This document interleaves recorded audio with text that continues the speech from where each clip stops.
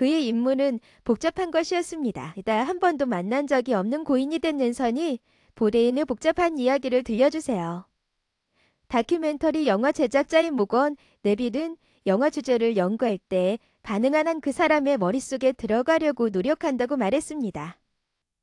우드러너 앤선이 브데인에 관한 영화를 조사하는 동안 그는 무엇이 브데인을 부채질했는지 이해할 수 있도록 분류할 수 있는 내용의 보물 창고를 발견했습니다. 그는 진정한 문화 독수리였고 책을 탐독했습니다. 그는 음악과 영화를 탐독했습니다. 네빌은 나도 같은 방식입니다. 라고 말했습니다.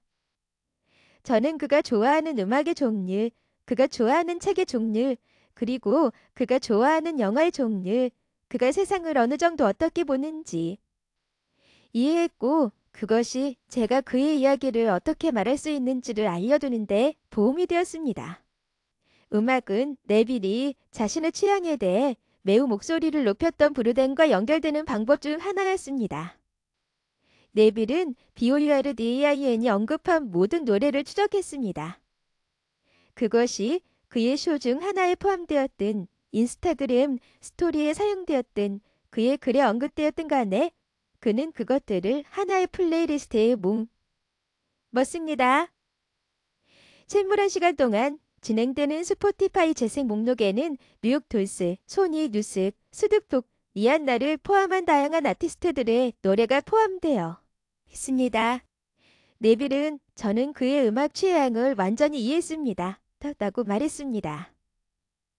그것은 유르미 뒷연대 이후의 프로토펑크 종류의 에너지와 당신의 얼굴 모습에 의해 알려졌습니다.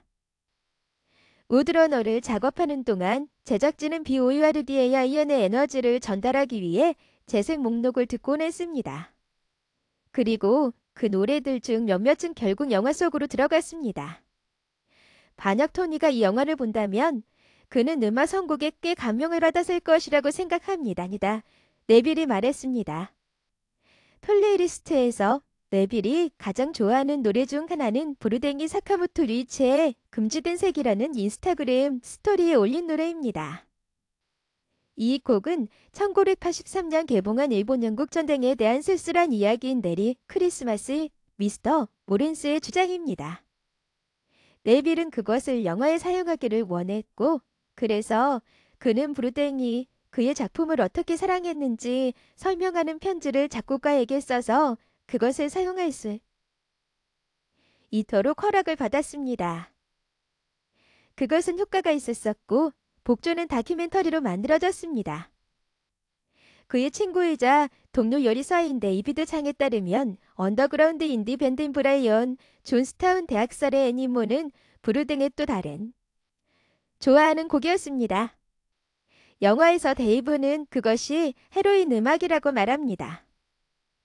저는 그냥 여러분이 혼자 듣고 싶어하는 음악이라고 생각합니다. 나는 토니가 혼자 많이 있었다고 생각합니다.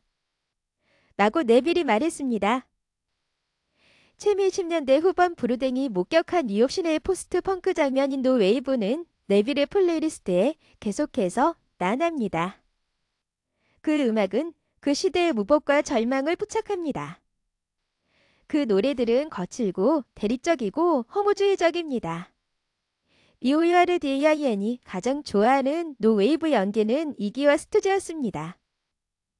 BOURDAIN은 더 스투즈의 첫 번째 앨범에 대해 그것은 스스로 하는 공격성과 거칠고 고약하고 더러운 노클롤의 반사회적 걸작이라고 말했습니다. 2015년 그는 마이애미 에피소드의 촬영을 위해 녹의 전설인 이기 팝을 만났을 때보다 더 위축되고 더 불안하고 많은 스타들이 놀랐다고 말했습니다.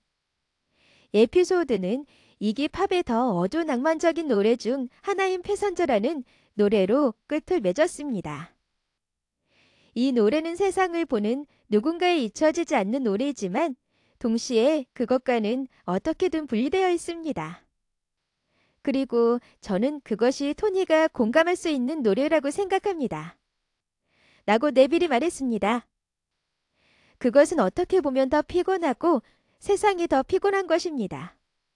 하지만 오뎅의 음악적 관심사는 70년대로 끝나지 않았습니다. 데빌은 파채 얻는 진행자가 켄드릭 러마, OUTKAST 더 트라이브 콜드 퀘스트를 좋아하는 것을 보고 놀랐습니다. 어떤 면에서 그의 로클롤 경력을 확장시킨 노래들이 있었지만 여전히 저는 많은 의미가 있다고 생각합니다. 라고 BOYRDAIN의 힙합가 아리에 대한 사랑의 네빌이 말했습니다. 그는 그 예술가들에게 천재성이 있다는 것을 달았습니다. 네빌은 본인은 나는 문화를 집어삼킨 것처럼 영화를 집어삼켰습니다. 따고 말했습니다. BOYRDAIN은 그의 첫 텔레비전 쇼인 너 콕스트에서 일하기 시작한 40대 중반까지 여행을 많이 하지 않았습니다. 그것 때문에 그는 영화를 통해 세상을 대부분 이해했습니다. 그가 처음으로 장소를 방문했을 때 그는 그것들을 큰 화면에 묘사된 것과 비교하곤 했습니다. 영화에 대한 언급은 종종 BOYRDAIN 자신의 디자인에 의해 그의 쇼에 스며들었습니다. 예를 들어 로마편 예약 없음은 페데리코 펠리니에라 돌체 바이터에서 영감을 받았습니다. 펠리니의 스타일을 반영하여 브루땡은 흑백으로 촬영했습니다. 저는 그것이 최선의 생각이라고 생각하지 않습니다. 분명히 음식쇼에서 흑백에 대한 네트워크와의 싸움이 있었을 거예요. 라고 네빌이 웃으며 말했습니다. 브루댕이 가장 좋아하는 영화 중 하나는 1994년 로맨틱 범죄 코미디 드라마인 청킹 이스프레스였습니다. BOYRDAIN은 작가이자 감독인 KARY의 팬이었고 아시아에 대한 그의 풍부한 견해를 좋아했습니다. 네빌은 브루댕이 동시에 아름다운 어두운 로맨틱 영화를 찾았다고 말했습니다. 역대 최고로 좋아하는 또 다른 영화는 1973년 로버트 미첨이 주연하고 피터 예이츠가 감독한 영화 에디 코일의 친구들이었습니다.